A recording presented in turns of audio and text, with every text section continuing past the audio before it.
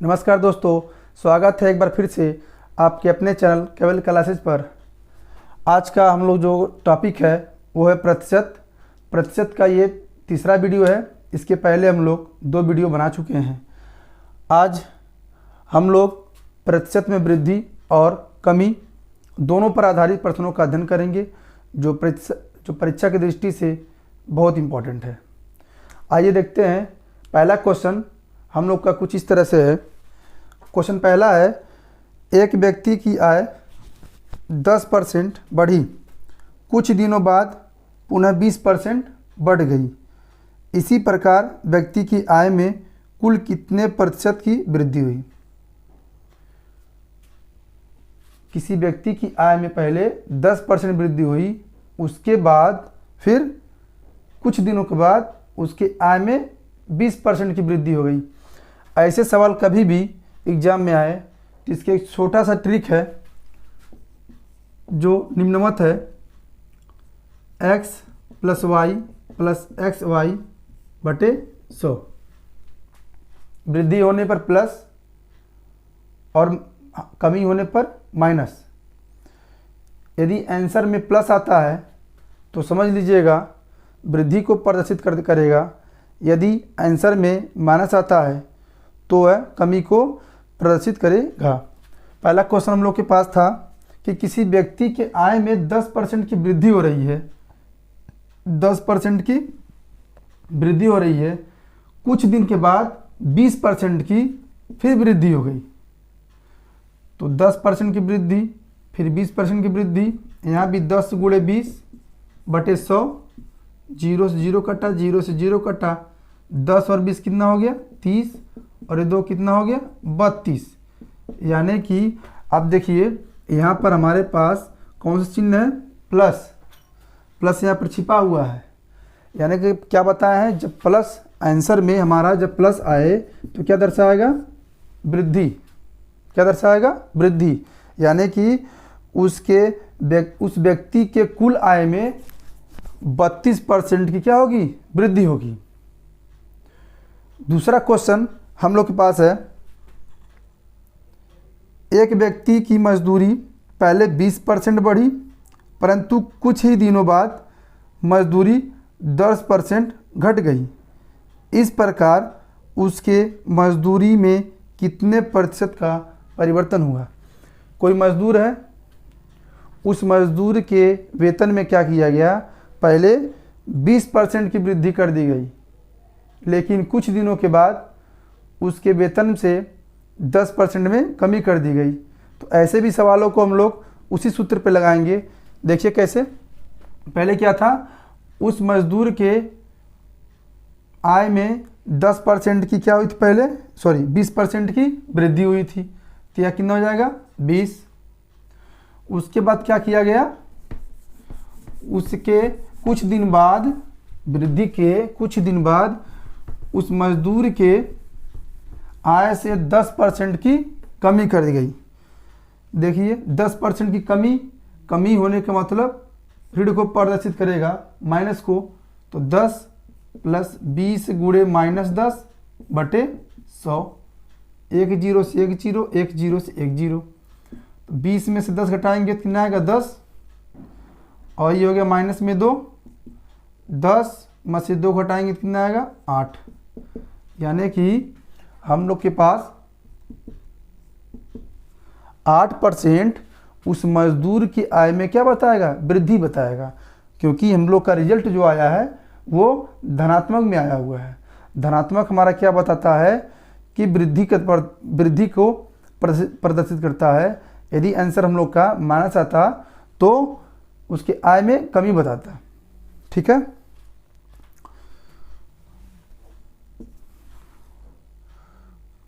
इसके बाद हम लोग पढ़ेंगे तीसरा क्वेश्चन। तीसरा क्वेश्चन कुछ इस तरीके से है, मोहन ने अपना व्यय पहले 15% घटाया। मोहन ने अपना व्यय पहले 15% घटाया, पुनः 5% घटाया। इस प्रकार उसके व्यय में कुल कितने प्रतिशत की कमी हुई। अब बताइए, मोहन अपने खर्चा में पहले क्या किया, जो मोहन के खर्च कर रहा है उसमें 15% की कमी किया यानी कि -15%। उसके बाद फिर 5% का कमी किया यानी कि -5%।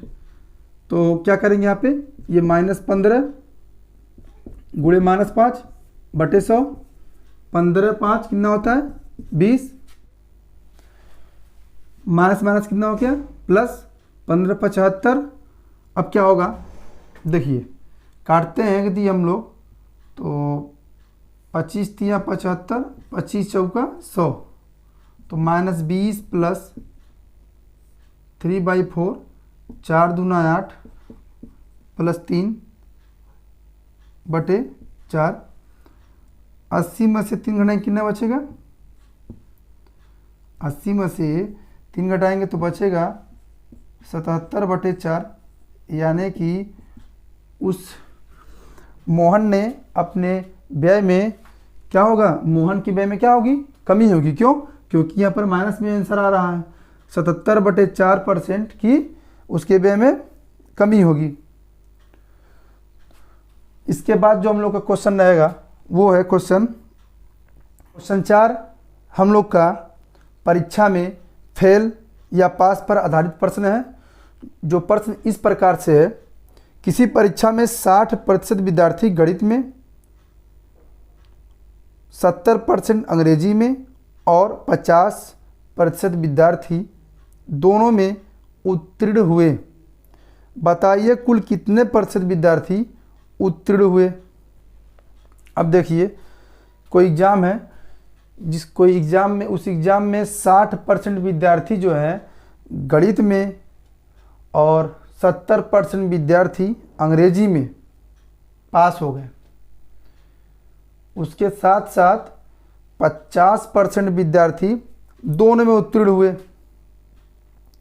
तो ऐसे सवालों को लगाने के लिए क्या करेंगे हम लोग, पहले तो ये देखिए कि 60% विद्यार्थी गणित में जब हमारे उत्तीर्ण हुए तो गणित में कितने % लोग अनुत्तीर्ण हुए होंगे। सोचिए,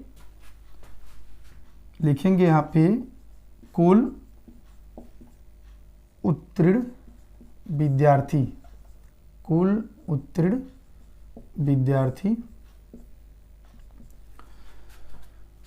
उत्तीर्ण और अनुत्तीर्ण दोनों मिलाकर दोनों विद्यार्थी कितने होंगे, 100%।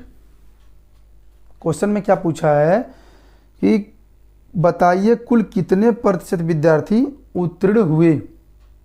यहाँ साफ साफ बोला हुआ है कि 60% विद्यार्थी केवल गणित में, 70% विद्यार्थी केवल अंग्रेजी में और इसके बाद 50% विद्यार्थी दोनों में पास हैं। तो गणित में जब 60% विद्यार्थी पास हैं तो 40% विद्यार्थी क्या होंगे, फेल होंगे, यानी कि वो अनुत्तीर्ण होंगे। अगर हम 100% में से जितने लोग फेल हुए हैं उनको निकाल लें तो हम लोग के पास उत्तीर्ण की संख्या निकल जाएगी। आइए देखते हैं, 100% है टोटल विद्यार्थी, इस 100% में उत्तीर्ण विद्यार्थी भी हैं और अनुत्तीर्ण विद्यार्थी भी हैं। तो गणित में 60% विद्यार्थी पास हुए थे, यानी कि 40% विद्यार्थी क्या होंगे, उसमें गणित में फेल होंगे। 70% विद्यार्थी अंग्रेजी में पास हुए थे, तो यानी कि 30% विद्यार्थी अंग्रेजी में फेल होंगे। तो इसको भी निकाल लेंगे। अब बताइए, उसमें ये भी लिखा था कि 50% विद्यार्थी दोनों में पास हैं, तो टोटल 100 होते हैं। जब 50% विद्यार्थी दोनों में पास हैं तो 50% विद्यार्थी क्या होंगे, दोनों में फेल होंगे ना। तो लिख देंगे प्लस 50%। तो क्या हो जाएगा, 100% और 50% 150%, 40 और 30 कितना हो जाएगा, 70। 150 में से 70 घटाएंगे कितना आएगा, 80%। यानी कि कुल कितने विद्यार्थी उत्तीर्ण हुए, कुल 80% विद्यार्थी उत्तीर्ण हुए परीक्षा में।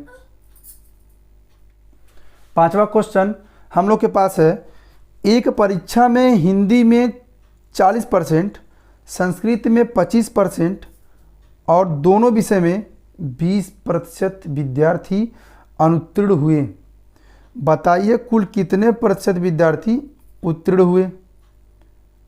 अब यहाँ पर क्या क्या दिया है कि एक किसी परीक्षा में हिंदी में 40%, संस्कृत में 25% और दोनों विषय में, मतलब हिंदी और संस्कृत में दोनों विषय में 20% विद्यार्थी अनुत्तीर्ण हुए, यानी कि वो परीक्षा में फेल हो गए।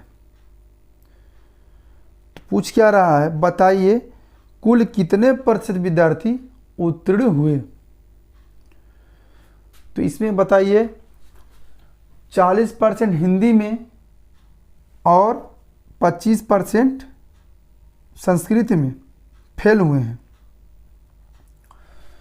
तो यहाँ टोटल कितना है, 100%। 100% में क्या क्या होता है, इस 100% में हमारे उत्तीर्ण विद्यार्थी भी हैं और अनुत्तीर्ण विद्यार्थी भी हैं। तो ये बोला है उत्तीर्ण विद्यार्थियों की संख्या बताइए। तो कुल उत्तीर्ण विद्यार्थी की संख्या कितनी हो जाएगी, इसमें से इस 100% में से हम लोग जो विद्यार्थी फेल हुए हैं, जो विद्यार्थी अनुत्तीर्ण हुए हैं, उनको हम लोग हटा देंगे। जब बताइए 100% में कौन कौन से उत्तीर्ण विद्यार्थी भी है और अनुत्तीर्ण विद्यार्थी भी है। तो उत्तीर्ण विद्यार्थियों की संख्या पूछ रहा है, इसमें से अगर हम लोग जो बच्चे फेल हुए हैं एग्जाम में उनको निकाल दें तो उत्तीर्ण विद्यार्थियों की संख्या हम लोग की निकल जाएगी। तो हिंदी में 40% फेल हैं और संस्कृत में 25% फेल हैं। तो 40% घटाइए और 25% घटाइए। हिंदी में 40%, संस्कृत में 25% और दोनों विषय में 20%।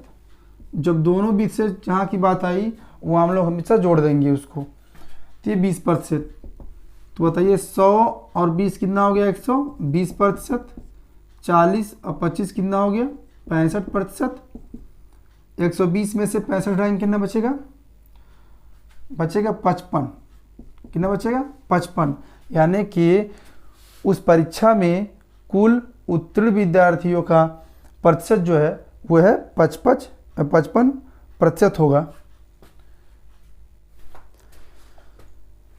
6वां क्वेश्चन हम लोग के पास ये है, सन्नी को एक परीक्षा में उत्तीर्ण होने के लिए, कोई लड़का है, सन्नी को एक परीक्षा में उत्तीर्ण होने के लिए 36% अंक प्राप्त करने थे। यानी कि होता ना कि परीक्षा होता है कि चलिए आप 35% निकाल लीजिए आप पास हैं, उसी प्रकार कोई परीक्षा हो रहा था, सन्नी का लड़का है, उसे कहा गया कि एक परीक्षा में उत्तीर्ण होने के लिए यानी कि पास होने के लिए 36% अंक प्राप्त करने थे, लेकिन वो बेचारा क्या किया, 24% अंक प्राप्त किया और 9 नंबर से फेल हो गया बेचारा। अब उसके गार्जियन तो डंडा डंडा पीटेंगे ही।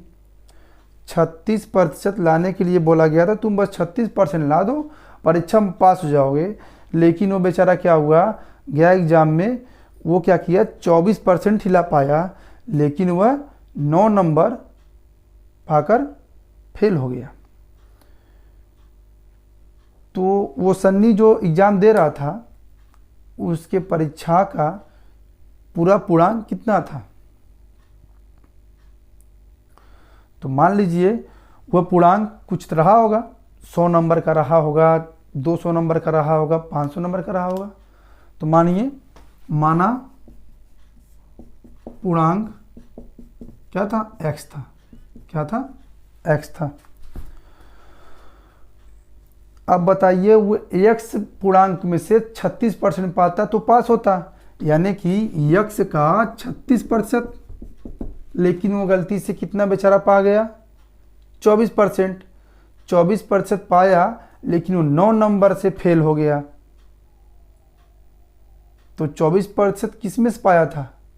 वह x में से ही पाया था, यानी कि x का 24%। आप बताइए, वह व्यक्ति सन्नी जो है 24% पाया, 24% लाया भी, और उस बेचारा फेल हो गया। कितने नंबर से? 9 नंबर से। यानी इसको परीक्षा पास करने के लिए इसमें 9 की जरूरत पड़ेगी, 9 नंबर की, तभी ना पास होगा। इसलिए हम क्या करेंगे, इसमें 9 जोड़ देंगे। इसको इधर करेंगे तो डायरेक्ट घटाइए। x का 36 में से अगर हम लोग 24 घटाएंगे तो आएगा 12%। कितना आएगा? 12%। x गुणे 12/100 बराबर 9, या 9 का 100 में गुणा करेंगे 900 बटे 12, 3 चौका 12, 3 3 9। फिर काटिए, 4 एकम 4, 4 7 28 और 4 5 20, यानी कि उसका पूर्णांक कितना था? टोटल 75 नंबर का। वह जो परीक्षा दिया सनी, उसका परीक्षा का जो पूर्णांक था कितना था? 75 नंबर का था। उम्मीद है वीडियो अच्छा लगा होगा। वीडियो अच्छा लगा हो तो लाइक, शेयर, सब्सक्राइब करना ना भूलिए। धन्यवाद।